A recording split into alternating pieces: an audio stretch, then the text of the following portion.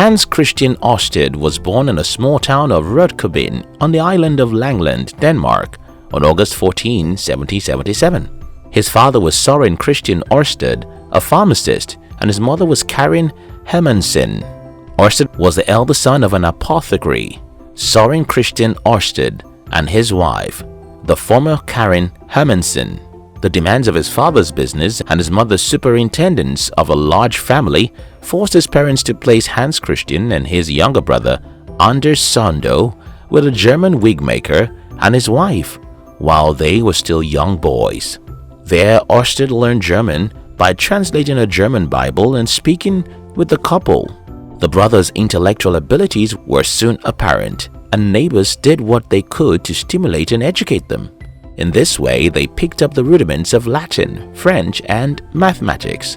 At 11, Ørsted began to serve as his father's assistant in the pharmacy, thereby gaining a practical knowledge of the fundamentals of chemistry.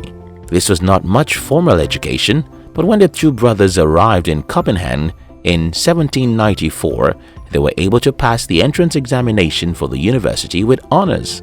At this point, they parted intellectual company.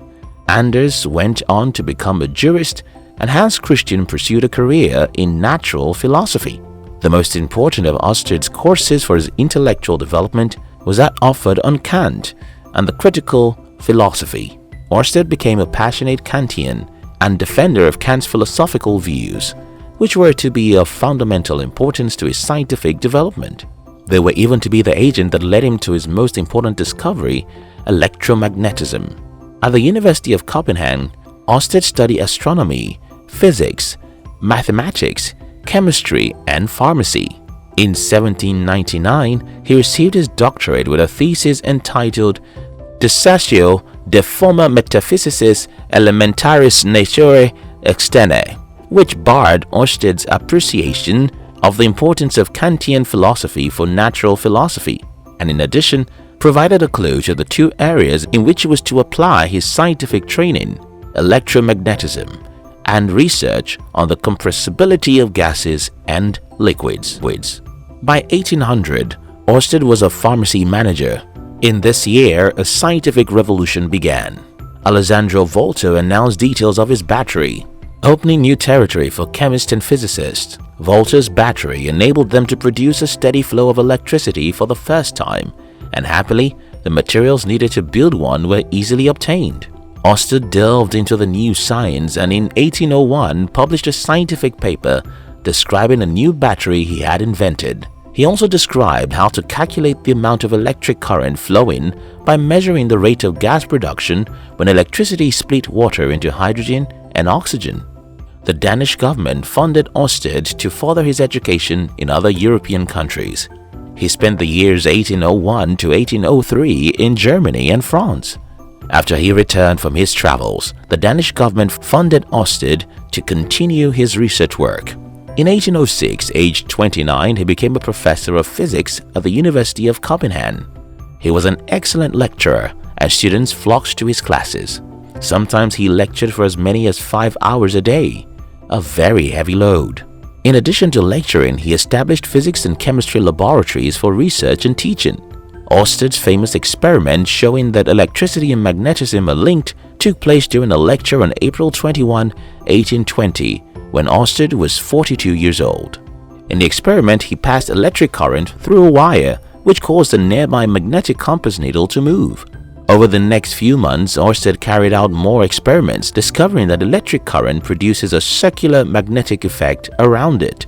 Ørsted announced his discovery on July 21, 1820, in a paper titled Experiments on the Effect of a Current of Electricity on the Magnetic Needle. Just as Volta's invention of the battery had opened new horizons in physics and chemistry, Ørsted's discovery of a link between electricity and magnetism unleashed a revolution in physics, leading us to our current digital world. The British Royal Society awarded Ørsted the 1820 Copley Medal, the greatest prize in science, for his discovery of electromagnetism. Previous prize winners included Benjamin Franklin and Alessandro Volta. The French Academy sent Ørsted 3,000 gold francs. Although a professor of physics, Ørsted, with his pharmacological background, was drawn to chemistry. In 1819, he discovered piperine, the chemical compound responsible for the strong, sharp flavor of black pepper. His most significant contribution was the first ever isolation of the element aluminium in 1825. In 1814, Ørsted married Inga Birgit Ballem, the daughter of a pastor, and in the following years the couple had 3 sons and 4 daughters. Hans Christian Ørsted died aged 73 on March 9, 1851 in Copenhagen after a short illness. He was buried in the Assistens Cemetery in the Copenhagen suburb of Nørrebro. This is also the final resting place of the physicist Niels Bohr, writers Hans Christian Andersen, and philosopher Søren Kierkegaard. Thank you very much for watching our videos. We'd like to give you another interesting video for you to enjoy next. But before